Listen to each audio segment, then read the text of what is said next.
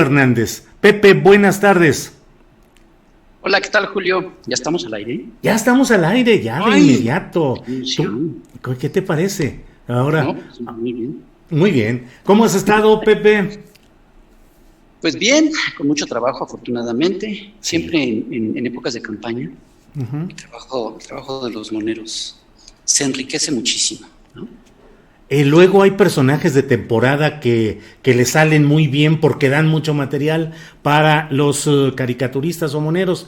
En lo que llevamos de esta temporada, ¿qué personaje está destacando? ¿Qué personaje es muy propicio para la pluma del monero? Bueno, yo creo que el que más ha estado resaltando, por lo menos desde mi punto de vista, es el que muchos han llamado el árbitro. ¿Vale? El INE en general y particularmente dos personajes y uno que pues es el consejero presidente Lorenzo Córdoba. Yo creo que es el que está sobresaliendo bastante. También su patiño Ciro Murayama tiene su gracia. Y en general el hecho mismo de que el que debía ser el árbitro de la contienda ya no es un árbitro. Ya nos quedamos sin árbitro, sino que ha tomado partido, ya juega en un equipo. Hace unos días platicábamos en Chamuco TV con Eduardo Juchín, que tú debes de conocer muy bien. Sí, claro. Y él nos decía eso, también estaba de acuerdo en que ya no había árbitro, que el árbitro estaba jugando, que el árbitro estaba metiendo goles y que los estaba festejando. Entonces, ese es, yo creo que uno de los más importantes. Pero bueno, hay tal cantidad de candidatos en todos los partidos. Del elenco de Morena, ¿alguien ha sobresalido para ser beneficiado con la pluma monera? Pues yo he dibujado muchísimo a Mario Delgado. Ajá. Es que además da. No da para mucho. Hice un cartón hace unas semanas en donde está Claudio X González, que es otro personaje que también es muy protagonista en estos días. Claudio X González afiliando candidatos con un letrero que dice, si no te dieron candidatura los de allá, pues vente con los de acá. Y a un lado está Mario Delgado con Morena, exactamente con el mismo cartel, ¿no? Si no te dieron candidatura allá, pues vente acá y nosotros te la damos, ¿no? Así de pragmático y de poco ético se ha estado viendo el presidente de Morena con muchos de sus candidatos que, bueno, Clara Luz, que creo que te quiere mucho. Sí, así es, gracias por... En fin, pues muchísimos candidatos, ¿no? Sí. Son impresentables. ¿Cómo te ha ido, Pepe, luego de que el presidente de la República mencionó los intelectuales que apoyan a la 4T? Pues yo ya me creía mucho. Andabas insoportable. Sí, ya, más de lo normal. Ajá. Pero ya me aclararon que no, que sí hizo una diferenciación. Voy a tener que volver a escuchar esa mañana a ver si es cierto. Ajá. Porque dijeron que no, que habló de intelectuales, pero que después mencionó a los moneros. Ajá. Bueno, entonces ya. Pues de qué se trata, ¿no? Digo, sí, me degradó. Pues sí. Oye, ¿cómo has ido viendo toda esta etapa? Pues ahora sí que usando el plural debo decir que hemos visto muchas campañas y hemos visto muchos momentos con este tipo de candidaturas aberrantes, de saltimbanquis, de oportunismos. Siempre se ha dado eso en todas las campañas y en todos los momentos. Pero en esta, ¿qué te llama más la atención en una reflexión, digamos, más profunda? ¿Cómo caracterizas esta etapa que estamos viviendo? Yo creo que una de las cosas que más caracteriza estos momentos, no solo de campaña, sino en general, y que se ha profundizado a lo largo de estos 2 años después de la elección de 2018, es esta situación de quitarse ya la careta. Mucha de la actividad política tiene que ver con simulaciones, o al menos así ha sido a lo largo de la historia, y de la historia de México, y de la historia contemporánea. La política es mucho esto, de simulaciones, de mentir, de engañar o de tratar de engañar, ponerse máscaras. Y vamos, los eufemismos y los discursos políticos siempre han sido esto, ¿no? En los últimos años, pues incluso ha habido desde hace ya décadas, incluso personajes que se dedican a enseñar a los políticos a mentir de manera más creíble. Y yo creo que el punto más alto se dio en el 2012 con la candidatura de Peña Nieto, un personaje ya construido totalmente con base en mentiras. Todo alrededor de él es falso, es simulación, incluso hasta su vida personal, hasta su matrimonio, todo fue simulación. Y todo su sexenio fue de simulación, tratando de esconder la corrupción pues, más grande que ha habido, yo creo que es el sexenio más corrupto que ha habido en los últimos años. Y lo que yo veo es que o bien ya muchos están quitando esa máscara, o bien se les está cayendo. Uh-huh. Esto podría traer algo bueno, que es que ya no hay simulación, pero lo que pasa es que está siendo sustituido por el cinismo absoluto. O sea, la gente, hay muchos personajes que ya se quitaron la máscara, entonces ya son unos cínicos y ya se atreven a decir barbaridades, y no solo en el ámbito político, en el periodismo,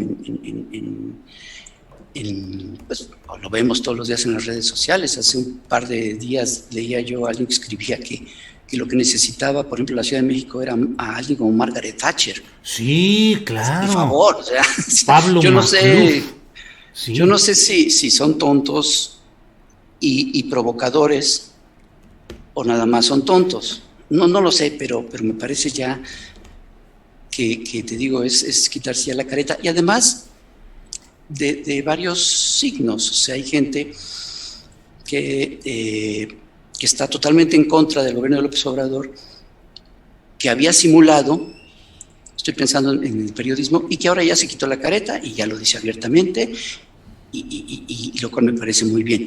Y también del otro lado, hay gente que como que lo pensaba mucho en expresar un apoyo y simulaban, pero ahora ya abiertamente están a favor de la 4T, lo cual, te digo, me parece bien en el sentido en que ya cada vez hay menos simulación, pero a la vez sí es un poquito preocupante porque ya hay, te digo, un cinismo un poquito escandaloso, porque además lo siguen negando hipócritamente, pero ya es a ojos vistas muy clara su posición.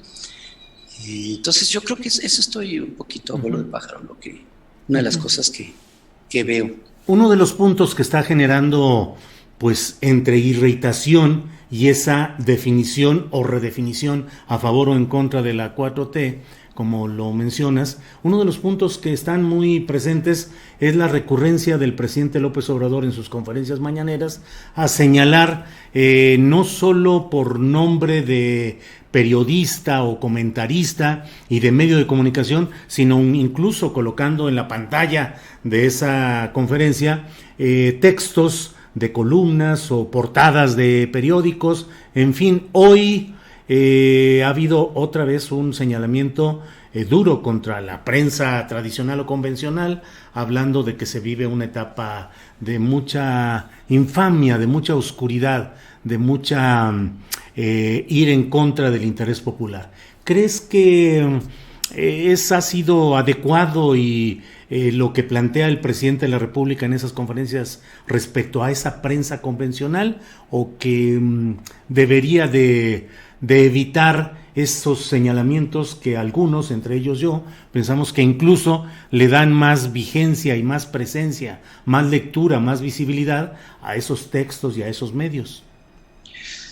Yo creo que es la herramienta que él tiene, que encontró ya que le está funcionando bien para enfrentar a esos medios. O sea, queda clarísimo desde hace mucho tiempo que hay una campaña en contra del presidente de parte de un poder muy poderoso, que es el poder mediático.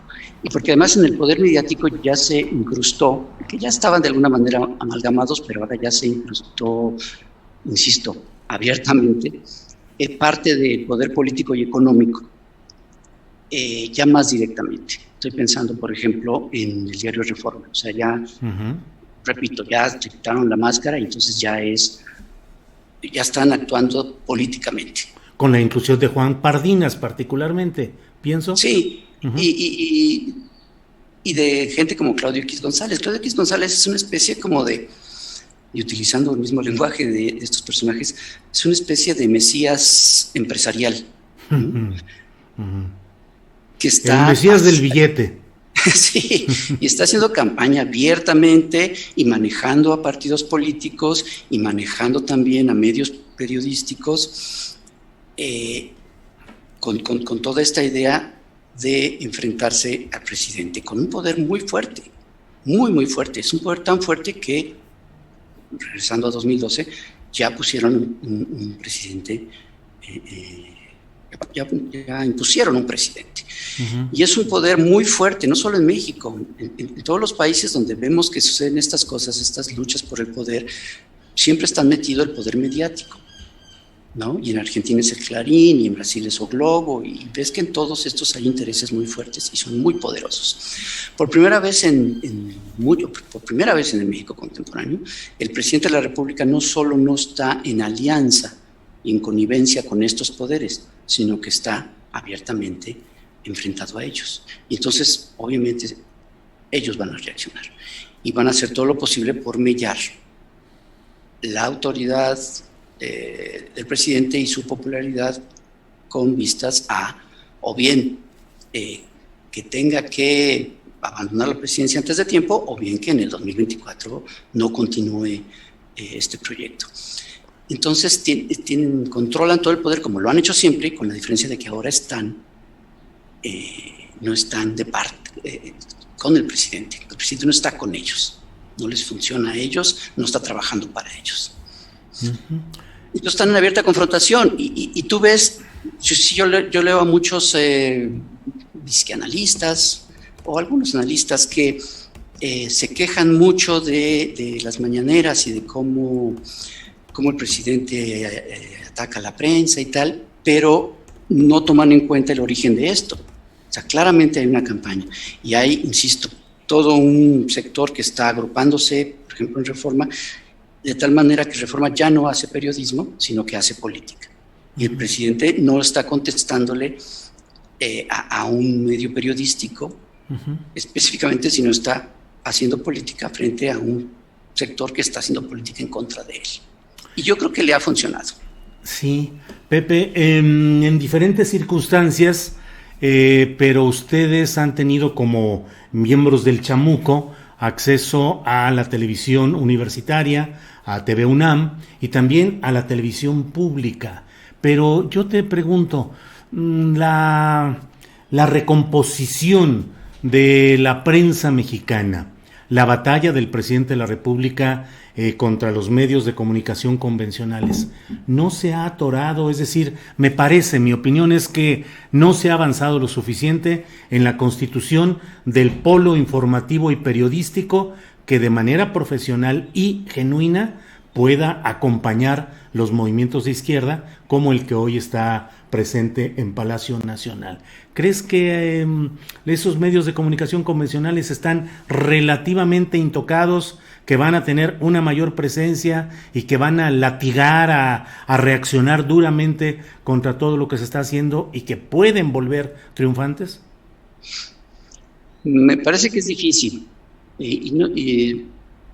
porque no solo hay ahorita una serie de espacios que antes no existían y que son voces nuevas, por ejemplo, y sí, muchas son de medios públicos, como Canal 14, donde están haciendo cosas muy interesantes, y voces muy poquitas que están ahora incorporándose pues a los medios, pero no solo es eso, sino también son las redes sociales y los medios no convencionales, y es ahí donde les está siendo más difícil combatir.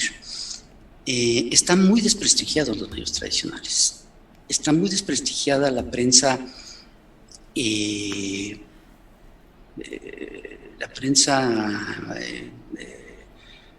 pues privada, no sé cómo llamarle, la prensa tradicional y que durante años se benefició del poder, y además muy poca gente la lee. Uh-huh. Te digo que se agruparon alrededor de Reforma, pero el problema es que Reforma solo se leen entre ellos. Pues sí, hay que pagar suscripción para empezar.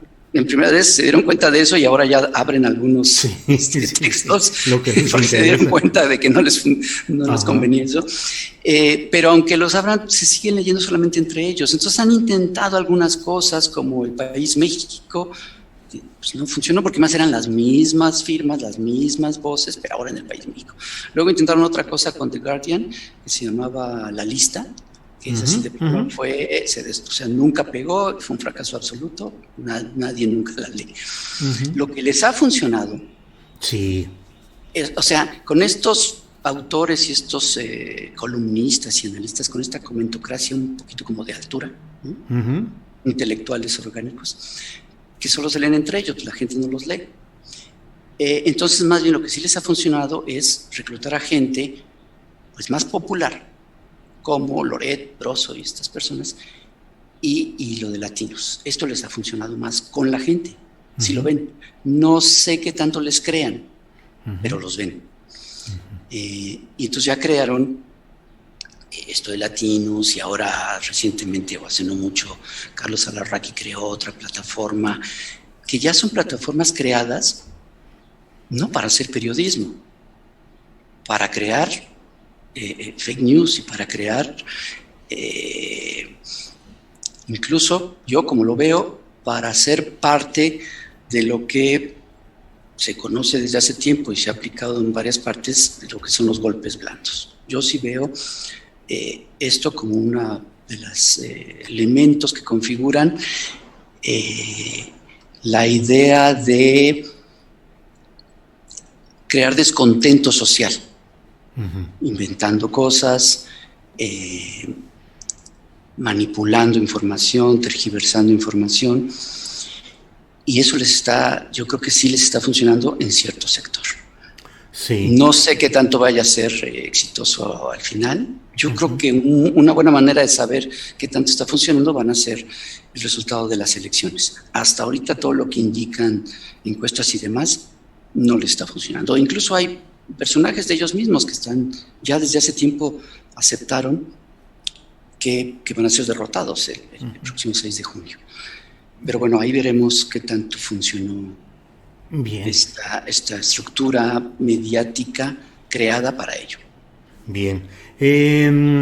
Ya lo dijiste, ya diste un muy buen adelanto al principio de esta entrevista, señalando consideraciones críticas hacia Mario Delgado, presidente del Comité Nacional de Morena, pero te pido que amplíes un poco. ¿Cómo ves este pragmatismo, esta recurrencia de Morena a personajes muy criticables en algunos casos? ¿Qué lectura tienes de esto? Y sobre todo me interesa saber qué consecuencias pueden generar cuando los cuadros que se eligen en un proceso de regeneración nacional no corresponden a esa corriente más que por oportunismo electoral y más adelante pueden liliteguizarse. Me ganaste la palabra, justo eso iba a decir, uh-huh. Que el claro riesgo es que haya un lilitellazo, uh-huh. O varios, ¿no? Hace un par de días, platicando con mi colega Helguera, estamos preparando nuestro trabajo que hacemos juntos, y decíamos que estábamos pensando en unas profecías, ¿no?, de lo que iba a suceder el 6 de junio. Uh-huh. Es una era de que efectivamente Morena ganaba la mayoría, pero al otro día la perdía porque 300 diputados se iban al PRD, ¿no? Entonces, en un fenómeno conocido como el lilitellazo. Uh-huh.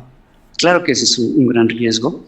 El pragmatismo en Morena, que es algo que le heredan del PRD, y que además López Obrador es el que lo ha impulsado desde que llegó a la presidencia del PRD, es algo que él suele hacer, que yo le he criticado mucho desde siempre, y es aliarse con personajes impresentables, ¿no? Lo hizo desde el PRD, lo sigue, bueno, ahora ya no, porque está en presidencia, pero Morena lo sigue haciendo. Yo puedo entender las las cuestiones políticas que te obligan a hacer eso. Incluso lo puedo entender más ahora cuando un partido con muy pocos años de existencia llega al poder y que tiene que utilizar a sus elementos más importantes para gobernar. Entonces lo que se hace, y vimos que también sucedió algo muy similar en Bolivia con Evo Morales, que se desfonda de su partido por tener que utilizar a su gente para gobernar. Y entonces, claro, esto sumado a la necesidad de conseguir elementos, sobre todo en estados en donde no tiene mucha presencia, los elementos que vienen de otros partidos. Te digo, es hasta cierto punto entendible, pero éticamente no me parece lo correcto. Claro, no sé qué tanto la ética funciona en la política. Pues sí. Yo, que no soy político, estoy convencido de que lo mejor es actuar con ética en todos los sentidos. Pero claro, ¿no te invitaron esta vez a ser candidato a diputado? No. ¿Pero cómo? ¿Por qué? No, nunca me han invitado. Bueno, fíjate que me invitaron hace unos años a hacer, cuando se hizo la Constitución de la Ciudad de México. La Asamblea Constituyente. Eso sí, exacto, la Asamblea Constituyente. Obviamente no acepté porque estoy consciente de cuál es mi trabajo y qué es lo que yo debo hacer y no estar haciendo cosas en las que no soy, en las que mi experiencia y mi capacidad no dan para ello. Pero sí, fui invitado, y fuera de ahí nada, nunca ninguna candidatura de nada, afortunadamente. Y si así lo hicieran, evidentemente yo nunca aceptaría. Estuviste junto con tus compañeros del Chamuco, con Helguera, con el Fisgón y con Pedro Miguel, en una comida, en una visita a Palacio Nacional, que les generó múltiples comentarios adversos de parte de los opositores, a una paella, según entiendo, que fueron a comer. Te pregunto, la próxima vez... Muchos comentarios de felicitación y de agrado. De hecho, fueron más, Yo pensé que serían más los otros, y no, fueron mucho más los comentarios. La próxima vez, suponiendo que se dé una nueva invitación para visitar Palacio Nacional con paella o sin ella, ¿tú qué le dirías al presidente López Obrador como observación política y cívica? No digo qué le recomendarías, no sé si sería una recomendación, pero cuando menos qué observación o qué le dirías que te parece que debe modificarse en su esquema de trabajo.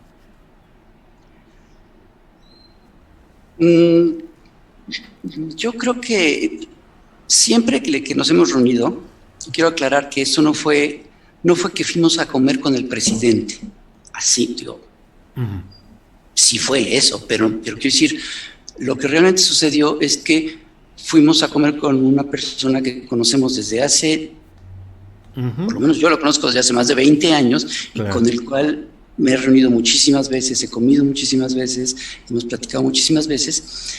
Fíjate que cuando eso pasó, un colega caricaturista cuando López Obrador subió la foto, un colega me mandó un mensaje y me dice, ¿qué pasó? ¿Qué fue ahí? Digo, pues nada, nos invitó a comer.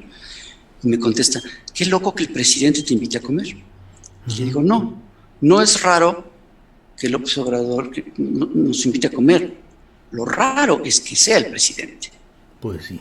Eso sí era lo raro. Entonces, bueno, y en la gran mayoría, o en todas las reuniones que hemos tenido durante, te digo, cerca de 20 años, al menos en las que yo he estado, pues siempre ha habido muchos comentarios y muchas veces se han hecho comentarios en el sentido de un poco lo que comentamos hace un momento, ¿no? De este pragmatismo, de este acercarse a gente que sabemos que no solo no ayuda mucho, sino que eventualmente pues va a darle la espalda o al López Obrador o a su proyecto. Ha pasado con muchísimos candidatos a gubernaturas, ¿no? Graco Ramírez, Arturo Núñez, en fin, podemos hacer una larga lista. Sabines en Chiapas. Exacto. Y eso es algo que hemos comentado mucho. Y lo que él comenta siempre es esto es que fíjate, con López Obrador pasa algo que para algunas personas puede parecerles muy curioso.